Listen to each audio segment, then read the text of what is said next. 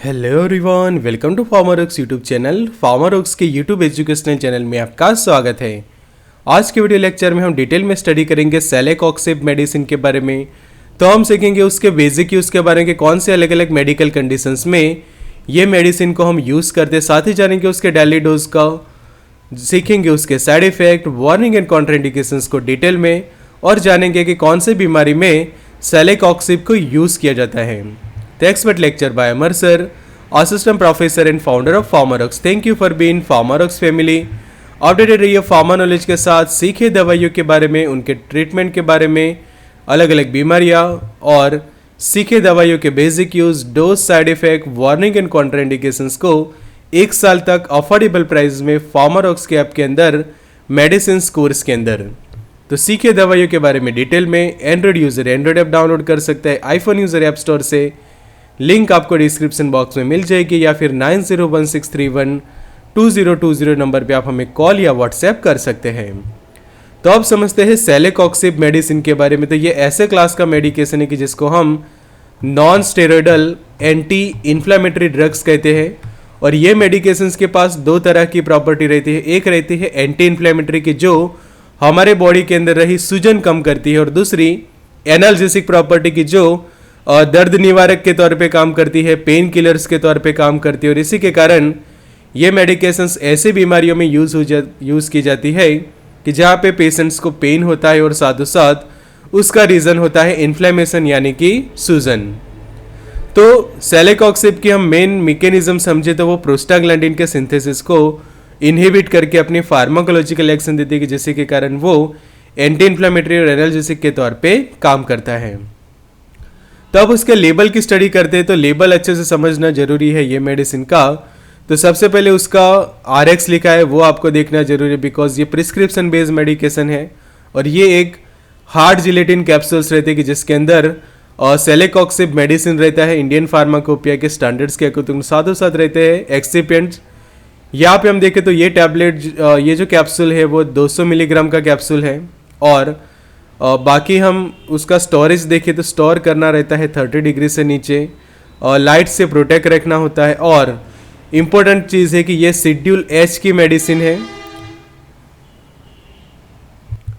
और schedule H के medicine के बारे में मैं आपको बताऊँ तो ऐसी दवाई है कि जो रिटेल में जब समझो कि आपको बेचनी है तो प्रिस्क्रिप्शन के बिना आप नहीं बेच सकते। और यहाँ पे एक नीचे वार्निंग लिखी है कि ये दवाइयाँ प्रॉपर प्रिकॉशंस के साथ ही यूज़ करें, कि अगर कोई पेशेंट सफ़र कर रहा है कोरोनरी हार्ट डिसीज से या फिर कार्डियोवास्कुलर डिसऑर्डर से, मतलब कि किसी को हार्ट या फिर हृदय संबंधित कोई बीमारियां हैं या फिर उसको कार्डियोवास्कुलर डिसऑर्डर है, तो उन लोगों को प्रॉपर प्रिकॉशंस के साथ ही ये मेडिकेशंस देनी चाहिए। तो यहाँ पे भी प्रॉपर लेबल के ऊपर एक वार्निंग छपी है सेलेकॉक्सिब के बारे में। तो ये क्यों है तो हम आगे डिटेल में सीखते हैं लेक्चर के अंदर।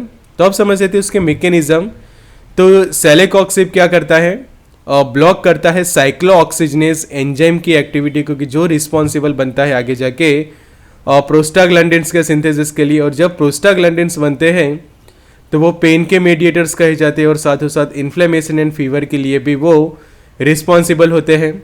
तो क्या होता है कि जो अराचिडोनिक एसिड है वो आगे जाके साइक्लोऑक्सीजनेस एंजाइम की मदद से बनाता है प्रोस्टाग्लैंडिन। और जैसे ही प्रोस्टाग्लैंडिन बनता है, कि समझो कि जिस जगह पे हमें कोई इंजरी होती है, कोई बॉडी का पार्ट डैमेज होता है, तो वहाँ पे सूजन हो जाती है।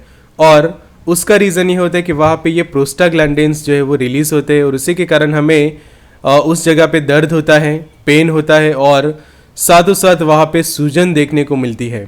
तो जब आप ये सेलेकॉक्सिब के मेडिसिन खाते हैं तो ये मेडिसिन क्या करती है, ये जो साइक्लोऑक्सीजनेस जो एंजाइम है उसकी एक्टिविटी को कम्प्लीटली इनहिबिट कर देते हैं, कि जिसके कारण आगे जाके ये प्रोस्टाग्लैंडिन नहीं बनता। और प्रोस्टाग्लैंडिन नहीं होगा तो पेन के मेडिएटर्स और सूजन या फिर फीवर हम कहें, बुखार वगैरह के जो मेडिएटर्स जो है वो कम्प्लीटली ब्लॉक हो जाते हैं, जिसके कारण ये मेडिकेशंस क्या करती है, आपको पेन कम कर देगी, आपकी बॉडी का सूजन कम करेगी। और साथों साथ ये मेडिकेशन के लेने से अगर आपको बुखार है तो वो भी कम हो जाएगा। तो ये मेडिकेशन को सिलेक्टिव COX-2 इनहिबिटर ड्रग कहा जाता है। इवन आप यहाँ पे लेबल के ऊपर भी देखो तो लिखा है कि COX-2 सिलेक्टिव इनहिबिटर। अब उसके डोज के बारे में समझ ले तो सेलेकॉक्सिब का जो डोज है वो है 100 से लेकर 200 मिलीग्राम बीडी, मतलब कि दिन में 2 बार आप 100 मिलीग्राम जितना डोज या फिर 200 मिलीग्राम जितना डोज दिन में 2 बार आप ले सकते हैं। और मैक्सिमम डोज रहेगा आपका 400 मिलीग्राम पर डे की। एक दिन में ज़्यादा से ज़्यादा 400 मिलीग्राम आप ले सकते हैं। तो देखो उसके 100 मिलीग्राम के भी कैप्सूल्स अवेलेबल होते हैं। तो यहाँ पे आप देखो कि 100 मिलीग्राम बीडी, मतलब कि दिन में 2 बार आप ले सकते हैं। किस तरह से कि एक सुबह लेते हैं आप और फिर एक जो है वो आप रात में लेते हैं। तो इस तरह से 200 मिलीग्राम आपका पर डे हो जाएगा और 100 मिलीग्राम बीडी के तौर पे आप ये कैप्सूल यूज़ करेंगे। फिर अगर आप 200 mg का कैप्सूल यूज़ करते हैं तो 200 mg बीडी, तो वो भी इसी तरह से रहेगा 101। तो ये भी मैक्सिमम आप 400 मिलीग्राम पर डे जिसका हो जाएगा। और तीसरा एक कैप्सूल आता है जो फाइज़र बनाती है, वो 400 मिलीग्राम के भी कुछ कैप्सूल्स अवेलेबल होते हैं मार्केट के अंदर।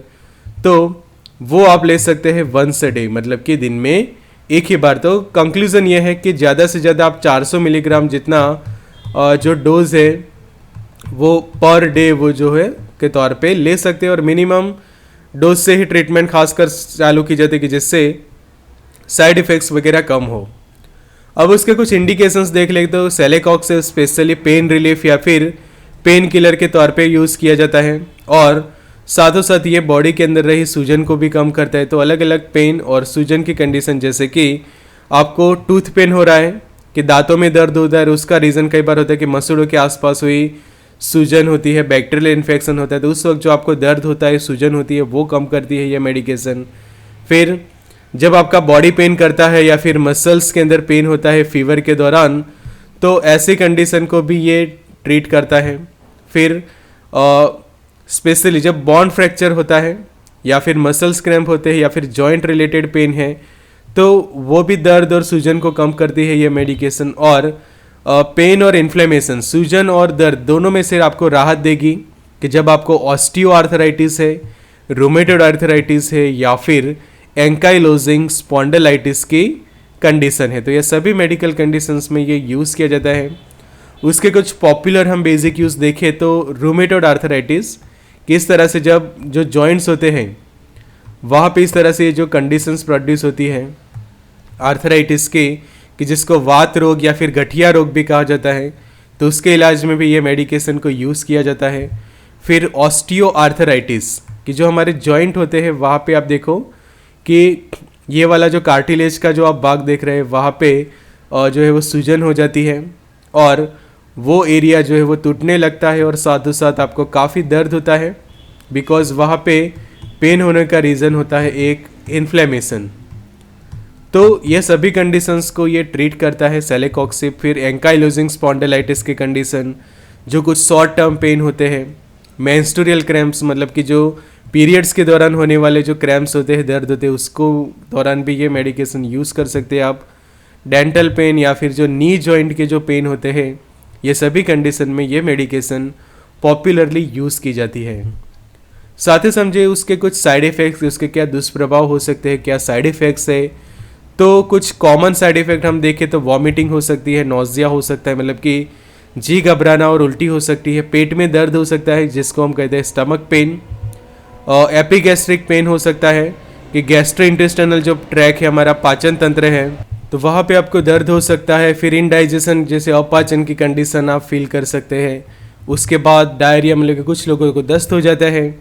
हार्ट बर्न, मतलब कि सीने में जलन, एसिडिटी जैसा पेशेंट फील कर सकता है। या फिर लॉस ऑफ एपेटाइट के कुछ भी पसंदीदा खाना आपके सामने हो तो भी आपको जो है वो भूख ना लगे। देखिए ऐसे कुछ सीरियस साइड इफ़ेक्ट्स जो है वो डेवलप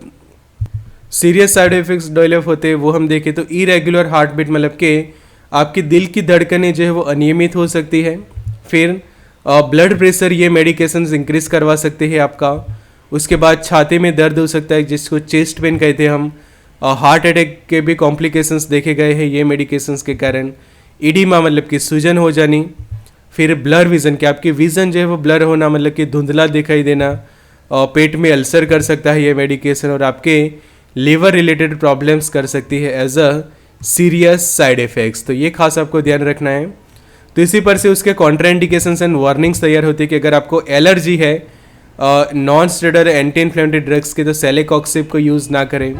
फिर आपको आइकेमिक हार्ट डिसीज़ या फिर कोरोनरी हार्ट डिसीज़ के आप पेशेंट है, CHD के पेशेंट है, तो भी ये मेडिकेशन को यूज़ ना करें। आर्टेरियल डिसीज़ से आप पीड़ित है तो भी ये मेडिकेशन ना यूज़ ना करें। सेरेब्रोवास्कुलर डिसीज़ या फिर कार्डियोवास्कुलर जो डिसीज़ जो हम कहते हैं कि हमारे हार्ट से जुड़ी बीमारियां है आपको, तो भी यूज़ ना करें ये मेडिकेशन। पेप्टिक अल्सर है आपके पेट में या फिर गैस्ट्रिक अल्सर है तो भी यूज़ ना करें। आपको लीवर या फिर किडनी रिलेटेड बीमारियां है या फिर हार्ट रिलेटेड बीमारियां है, आर्टरीज में प्रॉब्लम है, वहाँ पे फैट डिपॉजिट है, कोलेस्ट्रॉल जमा है, तो भी ये मेडिकेशन यूज़ ना करें। फिर छोटे बच्चों में ये मेडिकेशन को जो है वो यूज़ नहीं करनी चाहिए, और प्रेगनेंसी के दौरान भी ये मेडिकेशन को जो है वो आप अवॉइड करें। तो ये था डिटेल इन्फॉर्मेशन सेलेकॉक्सिब मेडिकेशन का।